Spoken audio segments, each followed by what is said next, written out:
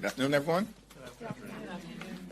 Trump administration continues to unleash chaos, cruelty, and corruption on the American people. Donald Trump and extreme MAGA Republicans have been a complete and total failure, domestically and internationally. Donald Trump promised that on day one of his presidency, he would end the war in Ukraine. He promised on day one of his presidency, he would free the hostages to bring about peace in the Middle East. And Donald Trump promised that on day one of his presidency, costs would go down in the United States of America. None of it has happened. Instead, costs in the United States of America aren't going down, they're going up. Donald Trump and extreme MAGA Republicans are crashing the economy in real time and driving us toward a possible recession. Donald Trump and House Republicans have not done a single thing to lower the high cost of living in the United States of America. Not a single thing. Instead, Republicans are trying to jam this one big, ugly bill down the throats of the American people. The GOP tax scam represents the largest cut to Medicaid in American history. It's an all-out assault on the health care of the American people. Children, families, people with disabilities, seniors, veterans will all be hurt by the GOP tax scam. Premiums, co-pays, and deductibles will go up for tens of millions of Americans. Hospitals will close. Nursing homes will shut down. Community-based health clinics will be unable to operate. And because more than 16 or so million people in America will lose their health care, people in this country will die. That's what Republican governance has brought to the United States of America. The GOP tax scam will also cut nutritional assistance from the American people. Children and seniors and older Americans will literally have food ripped away from them.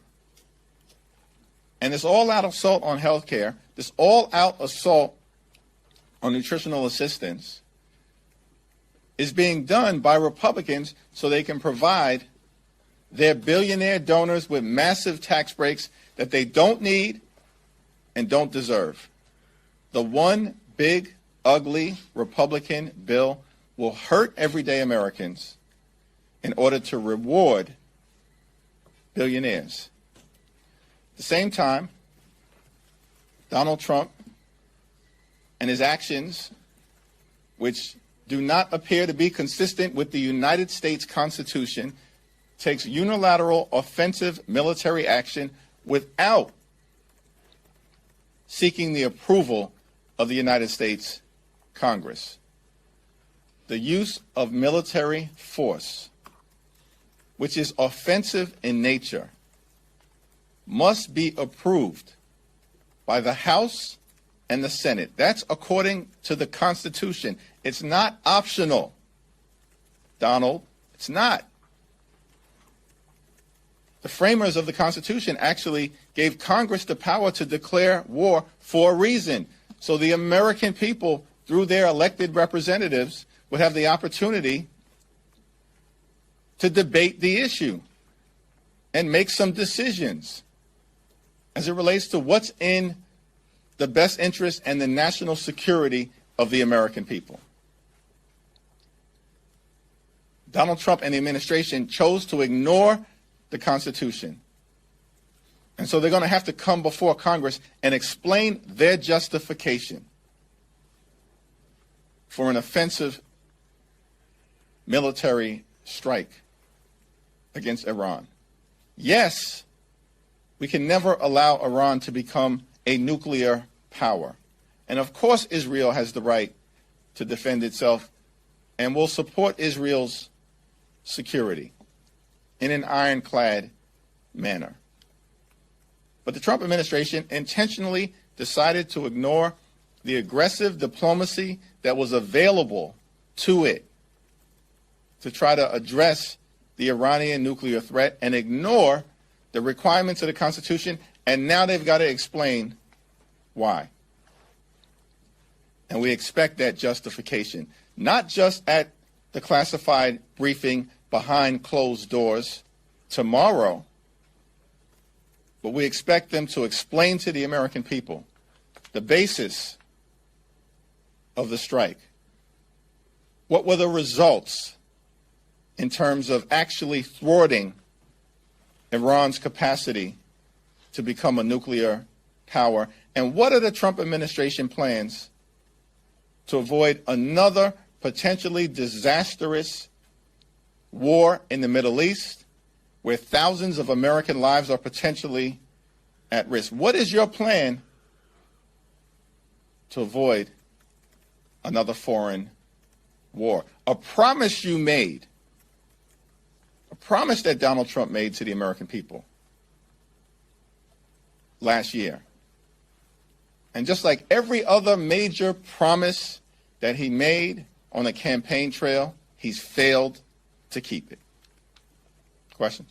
Mr. Leader, you've been very... Thank you. Mr. Leader, I know you just said it's not optional to use military force without consulting Congress, but what is your specific reaction to this afternoon's retaliatory strikes? Also, were you briefed this morning about the potential for retaliation? And lastly, have you been given any updated intelligence assessment about what damage may or may not have occurred from Saturday's strikes? On Saturday, at the highest levels, I communicated to the White House that it was my expectation that we would have a Gang of Eight classified briefing immediately to discuss the military strike on Iran, the potential for retaliation, as well as to probe the basis and justification for the offensive military action, and to understand the damage that was actually done and whether reports are accurate that Iran may have moved significant amounts of their enriched uranium in advance of the strike, which would effectively allow them to remain in a position to become a nuclear power. That Gang of Eight briefing has not taken place. So the question is, why not? What is the administration hiding from the elected representatives of the United States Congress if they're willing to stand behind their actions? Now, our thoughts, prayers, and our full support will continue to be behind the members of the United States military who are in harm's way throughout the Middle East. That's unwavering and unequivocal support for our service men and women in the military throughout the Middle East. That is different than making sure that the Trump administration in a democracy follows the law, follows the Constitution, and does what's in the best interest of the national security of the American people. Thanks. Back row. Leader Jeffries, would you support the Ro Khanna War Powers resolution? I haven't taken a look at it. Leader Jeffries, Speaker Johnson just said that now is not the, quote, appropriate time for that resolution. What's your response? And also, do you expect to receive another briefing from the White House? What have they told you? We haven't gotten an initial briefing from the White House. All we received from the White House was a so-called courtesy call with no explanation as to the rationale for the decision that was taken that could have serious consequences for the American people. I asked for a Gang of Eight briefing. It has yet to occur. And it's not clear to me what the administration is hiding from the Congress and from the American people. If they have a case to make, come up to Capitol Hill and make it. In terms of the War Powers Act resolutions, because House Republicans changed the rules in this Congress, those resolutions would ordinarily be required to be presented for an up or down vote within 48 hours because they were privileged in nature. For some reason, House Republicans don't want to have a full and comprehensive and swift debate on the War Powers Act issue before the American people. So they've changed the rules such that the resolutions aren't even eligible for a debate on the House floor until several weeks from now. That's outrageous. And House Republican leaders are going to have to explain that to their own base, which also does not want to see another dangerous, potentially disastrous Middle Eastern war.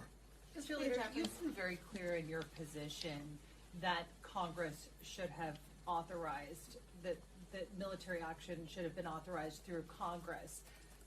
If the Commander-in-Chief had sought congressional approval here, would you have given it to him? We've seen no evidence to date that an offensive strike of this nature was justified under the War Powers Act or the Constitution. But the whole reason for the Trump administration to undertake that process is to come up to Capitol Hill and convince the American people and their elected representatives in the House and in the Senate. That hasn't happened. And what I can say is not a scintilla of evidence to date has been presented that I have seen to justify the notion that there was an imminent threat to the United States of America. If the administration has evidence to the contrary, come up to present it. We're not hard to find. I'm not hiding. And we've asked for a Gang of Eight briefing.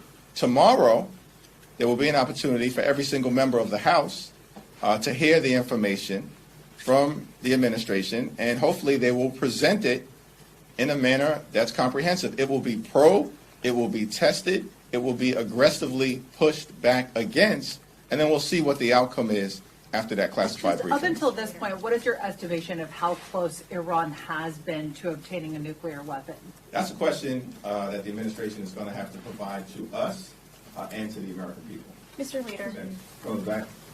Yeah, Leader Jeffries, you clearly think President Trump's actions here were unconstitutional. So what are you and other Democrats going to do to hold him accountable, if not a vote on the War Powers resolution? I clearly think that there's no basis that I've seen to justify his actions that involve in running the United States Congress. The Trump administration will have an ability to try to convince members of Congress on both sides of the aisle that it was a justified action and ultimately convince the American people. And that will begin tomorrow, and we'll see what happens from there. There's no evidence that I have seen to justify the military strike that took place in the absence of securing congressional approval. Leader Jeffries, thank you for taking my question. There are some members in your conference that have suggested impeaching President Trump over these Iranian strikes. Impeachment has come up not just from AOC, but other members. Is that a tool on the table for you if you were to take back the House? I think what's on a tool that's on the table right now is to continue to demand that the administration present itself before the United States Congress and make the case to the American people as to why this extraordinary step has been taken. That's step one. Step two is for the War Powers resolution, whether that's the one that has already been introduced or others that may subsequently be introduced, for those resolutions to be debated on the House floor, as should have occurred already. And then we'll see where we're at thereafter. So you're not taking any calls for impeachment seriously right now? This is a dangerous moment that we're in, and we've got to get through what's in front of us. And what's in front of us right now is the Trump administration has a responsibility to come to Congress, justify its actions, for which we've seen no evidence to justify its offensive strike in Iran, and we also don't even know how effective the strike has been. There's zero evidence that I've seen that the nuclear program was completely and totally obliterated, as Donald Trump has claimed. No evidence that has been presented to Congress to suggest that that has occurred. Let's see what happens at the classified briefing tomorrow. Thanks. Second round. Thanks for taking my question, Leader Jeffries. What's your level of concern that this conflict could escalate and other countries, more powerful countries, could get involved? The approach that was taken by President Barack Obama, which I strongly supported, to prevent Iran from becoming a nuclear-capable power, which is a goal that all of us should share, and I do, is aggressive diplomacy. When President Obama entered into discussions to try to secure a nuclear agreement to prevent Iran from becoming capable of developing a nuclear weapon, it was a discussion that involved diplomacy from the United States, Great Britain, France, Germany, Russia, and China, all at the table, entering into an agreement that took Iran's capacity from racing to a nuclear weapon from inside of 3 months, which is where it was at the time, to outside of a year. Everyone agreed that Iran was complying with the agreement that had been reached, which had its flaws, but was working as it had intended to significantly push back Iran's capacity to break out and develop a nuclear weapon. Donald Trump comes into office, and because he's such a hater, particularly as it relates to all things Barack Obama, he pulls out of the agreement, even though Donald Trump's own administration, his own national security apparatus, his own Department of Defense confirmed repeatedly that Iran was adhering to the agreement. When Barack Obama was president and when Donald Trump was president the first time, Donald Trump pulls out and set this whole situation that we're in right now into motion. On Friday, Donald Trump says,